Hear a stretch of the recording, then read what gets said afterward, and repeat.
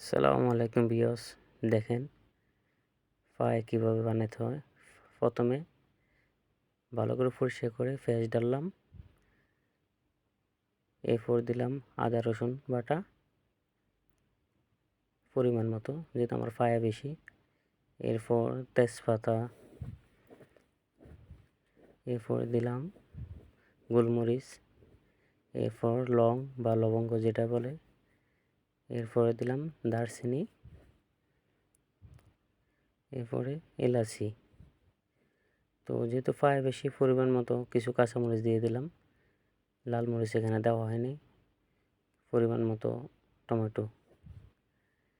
এরপর আপনার পরিমাণ মতো যেহেতু বেশি প্রায় 8-10 কিলো পায়া, 2 মুঠ লবণ দিয়ে দিলাম, হাফ কিলো পরিমাণ তেল দিয়ে দিলাম। 8 কিলো পায়াতে আধা কেজি তেল, এতে এনাফ। আর 2 চা চামচ হলুদের গুঁড়া। এটা প্রথম অবস্থায় এতটুকু দেওয়ার মানে হলো যে বাকি যে মশলাগুলো, পায়া মশলা বা জিরা ধনিয়া এগুলো পরে দেওয়া হবে। এভাবেই প্রথম অবস্থায় এতটুকু দেওয়ার পরে ভালো করে মিক্স করতে হবে। মিক্স করার পরে আপনার কমপক্ষে 20 মিনিট থেকে আধা ঘন্টা রেখে দিবেন। রেখে দেওয়ার পরে ভালো করে এগুলো যখন মিক্স হবে লাগবে, তারপর আপনার চুলায় উঠাবেন। মিক্স করা শেষ, আমি এখনও মিক্স করতেছি, যেহেতু সরাসরি করতেছি। তো মিক্স করার পরে আমি এটাকে এখন রেখে দেব 15 থেকে 20 মিনিট বা 20 মিনিট থেকে আধা ঘন্টা। সবাই লাইক করবেন। এরপরে দেখেন এই যে পায়া মশলাটা, শাইনের পায়া মশলা, আপনি 8-10 কেজির মধ্যে একটা শাইনের পায়া মশলা পুরাটাই দিতে পারবেন।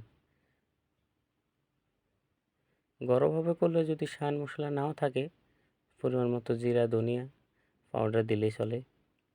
এই যে শাইন মশলাটা পুরা দিলাম, শেষ। এরপরে দিব মনে করেন এই যে ধনিয়া পাউডার, 3 চা চামচ ধনিয়া পাউডার দিলাম। দেখেন আপনার যখন পায়াটা প্রথম অবস্থা দেওয়ার পরে 40 মিনিট বা 50 মিনিট ভালো করে মিক্স হয়, পেঁয়াজগুলো গলে, তারপরে কিন্তু এই যে জিরা পাউডার দিলাম 2 চা চামচ। তারপর কিন্তু আপনি এগুলো দিতে হবে। আগে যদি দিতেন তাহলে হয়তো বরাবর টেস্ট হবে না। তো এগুলো দেওয়ার পর আমি এখন ভালো মতো নাড়াচাড়া দেব, মিক্স করব। মিক্স করে এখনও কিন্তু পরিপূর্ণ পানি, গরম পানিটা দেওয়া হয় নাই, জল দেওয়া হয় নাই। এখন মিক্স করব ভালো মতো। মিক্স করার পরে এভাবে আরও 20 থেকে 25 মিনিট মোটামুটি, যখন এটা থেকে আপনি একটা তেল উঠবে পরিমাণ মতো, তেল ওঠার পরে তারপর এগুলো যখন নরম হবে, এরপর আপনি পরিমাণ মতো গরম পানি চেষ্টা করবেন দেওয়ার জন্য।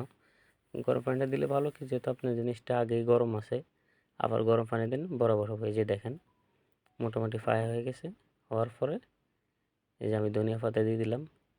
এর মধ্যে কিছু টিপস আছে যেগুলো আমি, 2টা জিনিস আছে এগুলো দেখিনি। যদি কারো দেখার বা জানার ইচ্ছা থাকে, কমেন্ট বক্সে এসে মেসেজ করলে আমি রিপ্লাই দেবো, আমাকে বলে দেবো।